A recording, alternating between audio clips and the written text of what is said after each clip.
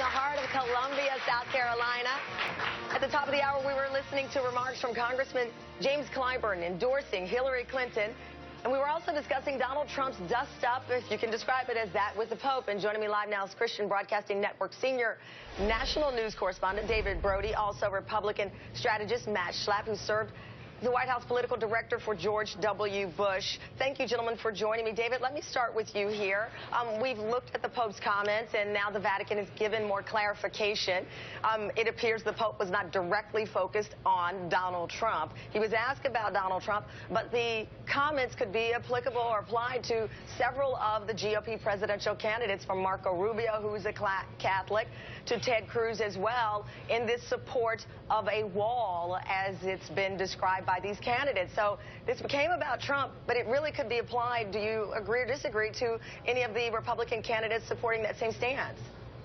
No, I think you're right, and I think even some of the candidates would acknowledge that. I don't think there's any question about it. You know, it's interesting, though, Tamron, the Pope, talks about immigration, but let's remember, in Republican world, or at least in deep, very conservative world, this is a left-wing Pope. I mean, that's the way they see him. And so for Donald Trump or any of these Republican candidates, picking a fight with the Pope to a degree a little bit, or having this conversation with the Pope, is not necessarily a bad thing politically, at least here in South Carolina, or in South Carolina. When you get into the heartland, more Catholics, that becomes a bit of a different story. And for sure, in a general election, is something to heed some caution, for sure. And David, I think a great point. I mean, you know, I'm a Texas girl, and my family lives in the heart of Texas.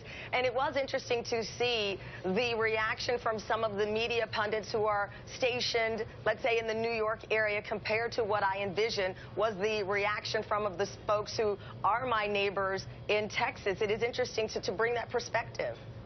Yeah, and I mean, I think Donald Trump, look, I know everybody's walking it back now to a degree, but when this first happened, I mean, if you think about it, picking a fight, so to speak, with Donald Trump over immigration ain't going to work, and it ain't going to work in South Carolina for sure. That is in Trump's wheelhouse in a Republican primary. And look, if you think about it, there's a smorgasbord of things to pick from if you want to go the non-Christian route with Donald Trump. Ted Cruz has picked some of them out for sure, but immigration is definitely not one of them. Right. And Matt, let me bring you in, because you can look at and dissect the Pope's words, and you can dissect what Donald Trump said and decide for yourself. But in reality, as it's been pointed out, this again put Donald Trump ahead of the candidates as far as the news cycle. You know, I was just at a Marco Rubio event. He was there with Governor Nikki Haley, Senator Tim Scott, and I tweeted out the picture and I said, is this the expanded GOP? You had two children of immigrants and an African-American Republican Southern senator, all at one point supported by the Tea Party there, but yet the Donald Trump Pope back and forth is the majority headline. Yeah, well, I mean, look at the Republican field when we started, Tamron, and Indian-American, African-American, two Cuban-Americans, a prominent woman. I mean, we've had a really dynamic presidential field, but Donald Trump has dominated the conversation about this race. And the Pope, you know, Pope is I'm a Catholic. I love my Pope. He's a great man. You know, I wish I had been his political advisor on this trip, because I think what he was trying to say is that we have to be welcoming of the stranger, and you can't call yourself a Christian unless you're going to reach out your hand to help somebody. And then he got it tangled up in this conversation about a wall. And by the way, there's a pretty dang big wall around the Vatican. And now we're having this conversation about whether or not he was attacking Donald Trump, which is going to do nothing but help Donald Trump. So it's kind of a bizarre episode, and I think the Vatican realizes that, which is why they're trying to step back from it today. Matt, speaking of bizarre, I could get baited into this Vatican wall thing that you and some other Republicans have been tweeting in, and you and I both know that that is a meme that should stay in meme land, that it is not a valid comparison here. If you want to make some distinctions, but to tweet out a picture, it's actually lame. I'm just going to call it what it is, but let's move on. Tamron, let me just say, Tamron, let me just say real quickly. Go ahead. My point is this. I think the conversation about the wall is silly. What he's trying to say is we need to be welcoming to the stranger, right, and I think that's the point he should make. Right, and I think that's where it should have been left, rather than this meme of a wall around the Vatican. Well, and I think it's a fact. There's a wall around the Vatican. It's a fact. I'm out with people talking here in South Carolina, and I think those are the kinds of shots that it's turning off. You know, every other person I've spoken with said they're sick of the silliness. They're sick of all of the negative ads, and they do want to have substantive conversations, including immigration reform. Hillary Clinton now for the first time has said in the first 100 days she plans to propose legislation. Fight that. Don't play with memes. But I do want to play with something that is in reality, or play it to our audience.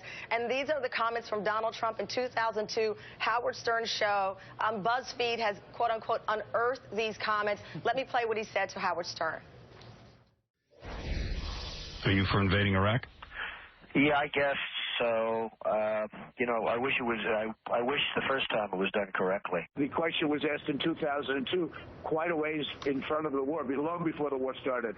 By the time the war started, I was against it, and immediately after the war started, and for many years I've been against it, I said it'll totally destabilize the Middle East, and Iran will take over the Middle East, and that's exactly what happened. Listen, that wasn't a strong support of the war. Nevertheless, David, these are his words. I'll get you both to respond. Go ahead, David. Well, I mean, look, you know, what Donald Trump is going to say, and this has been his line, he's used it with me in countless interviews, and he says, look, I was a businessman back then. You know, I wasn't one of these politicians that was crafting policy, that was in, you know, having these, all of this information presented to me. And so he's going to just talk off the cuff. And, you know, it's interesting, this off the cuff, these remarks that you have, and maybe he'll say one thing and then a little bit different, you know, an hour later even, or a few days later.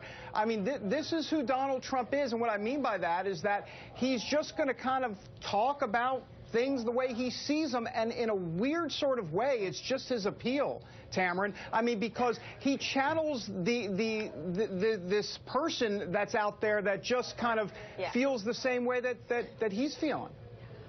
Okay, Matt, let me get you in. In any way, does this have an impact on Trump claiming that he was against the war after it started? Yeah, Tamarin, I think it does. I think, you know, this is good research. They found an actual interview where it seems to be different from what he's saying he believed at the invasion of Iraq. And look, I worked for President Bush.